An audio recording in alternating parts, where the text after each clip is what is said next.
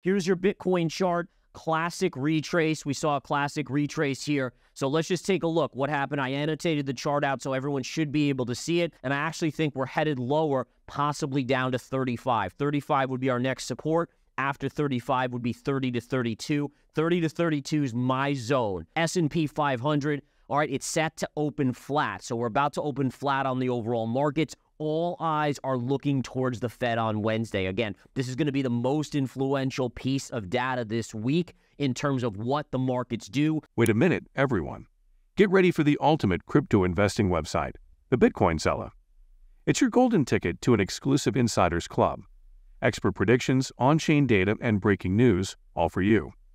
Imagine all crypto insights landing in your inbox daily, like having your own expert team. Don't miss this VIP opportunity. Click the link and secure your spot. Join now and ride the crypto roller coaster with the Bitcoin Seller. Gareth Soloway will talk today about Bitcoin, Ethereum, and the Fed. He will show us the trends and patterns of these markets. He says that Bitcoin is in a classic retrace, which means that it is falling back after a big rise. He expects Bitcoin to go lower, possibly to $35,000, which is the next support level. A support level is a price where buyers are more likely to buy and stop the price from falling further. He sees that after $35,000, the next support level is between $30,000 and $32,000, which is his zone. Let's join Gareth in a conversation about these topics and more. Here's your Bitcoin chart. Classic retrace. We saw a classic retrace here. So let's just take a look. What happened? I annotated the chart out so everyone should be able to see it. But we had a trend line right here going through. We broke out. So this was resistance, right? Resistance right here. We continued to consolidate. We broke out. We retested, support. And then we broke down. And look, now we've retested on the opposite side as resistance. So 43 to 44,000 to me is really important for Bitcoin, meaning that if Bitcoin can reclaim 44 and stay above it for a couple days, you can head back to your highs here and retest your 52-week highs on Bitcoin. However, it hasn't done that. So as of now, this is still a net bearish chart as long as price action stays below here. All right, so again, notice how that's the high. If you look at the high of the weekend, it was basically $43,000, just shy of that. That's your resistance trend line, and look how it was rejected. Now, again, as we trade the next couple days, let's watch to see, does it get above or does it start to roll over here? If it rolls over, this will just be a short-term little support, and I actually think we're headed lower, possibly down to 35. 35 would be our next support.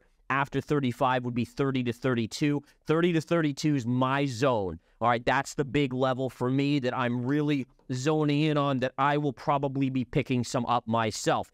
Quickly going to Ethereum. Ethereum has been lackluster. So even with the bounce in Bitcoin that we saw, Ethereum is still struggling, which is very intriguing. We're still holding this support line, though. Again, you have a classic support right through here, right through here, right through here. So you can see right there, that continues to hold. If that breaks, you're likely headed down to probably the low 1900 range on Ethereum. If it holds here, it can try and trade back up here, but you're going to run into resistance at a couple different points along the way. It's going to have to fight through those levels. All right, let's keep going here, guys. I have a few more cryptos, then we'll get into some gold and some other things. Gareth sees that Bitcoin is in a classic retrace, which means that it is falling back after a big rise. He expects Bitcoin to go lower, possibly to $35,000, which is the next support level. A support level is a price where buyers are more likely to buy and stop the price from falling further. After $35,000, the next support level is between $30,000 and $32,000, which is his zone.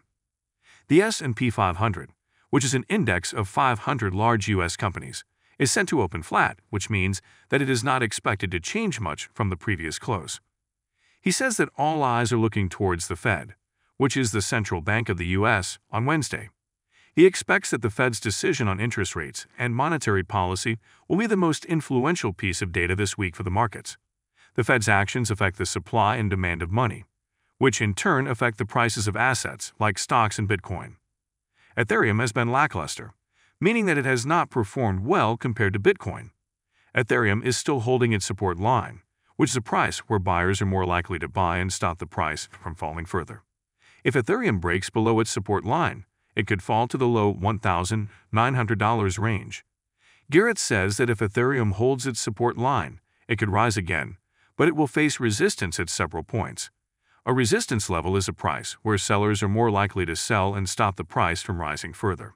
Take a look at this. This is one of the charts that I actually choreographed perfectly for you guys last week. I said, guys, look at the breakdown on Solana. It's probably going to retrace to the scene of the crime. Remember, we just saw that on Bitcoin, how it retraced to its scene of the crime. Here you can very clearly see trend line kept on hitting support, support, support, support all the way through, breakdown and retrace to the scene of the crime, which is now resistance. Okay? So again, that's important to recognize. Now again, the big question is, does it get rejected or can it break above? Breaks above, it can trade back to that 126 level. Doesn't, then this is just short-term support at 78 or so, 77, and it could be headed lower. All right, couple other charts here. I did pull the trigger on a short over the weekend with members of Verified Investing Crypto on Avalanche. So Avalanche, interestingly enough, was a trade where I was down significantly on this move up as I was continuing to accumulate a short.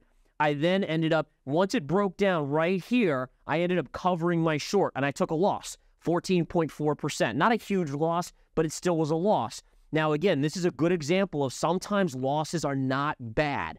Now, you say, well, why? Well, because here, I got out right here for a 14% loss, and then I reshorted at the scene of the crime right here, literally, and I apologize, this is Solana. Bear with me here.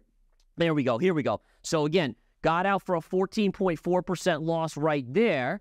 Notice, again, the pierce of the channel on Avalanche, and then I reshorted right here above 36. And so, essentially, I was able to maneuver and take a small loss and ultimately get a better entry and now find myself in the money already, almost $2, about $1.70 on the short. The idea is the rejection should bring us down here. I can decide if I want to take profits there or if I want to see if it wants to break even lower. But again, this is just playing the levels. And again, no one likes to take a loss. I certainly do not. It drives me insane.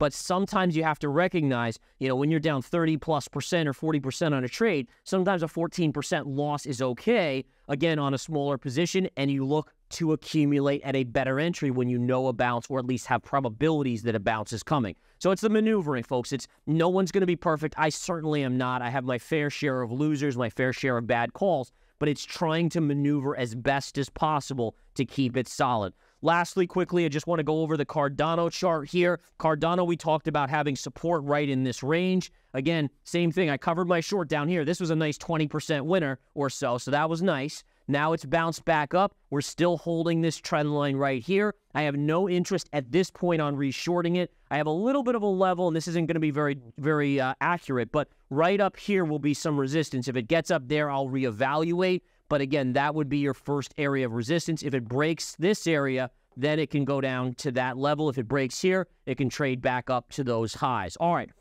off our crypto tangent here, gold. Gold getting a nice bounce, guys. Nice little bounce in gold today. I am still insanely bullish. You guys know, my case in point, VIX is near lows. The disparity with the VIX showing lackluster kind of complacency in the market. No fear, all-time highs. And look, gold is basically $50 off its all-time highs.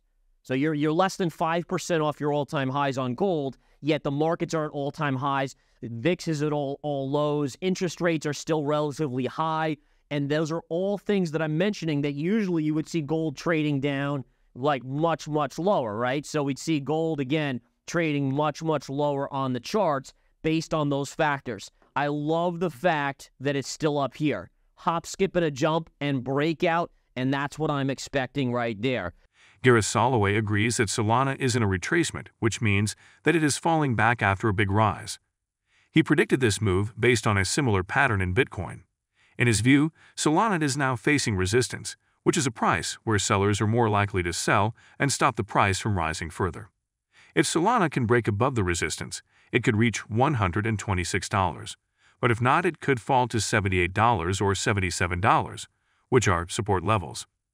He shorted Avalanche, which means that he bet on its price to go down.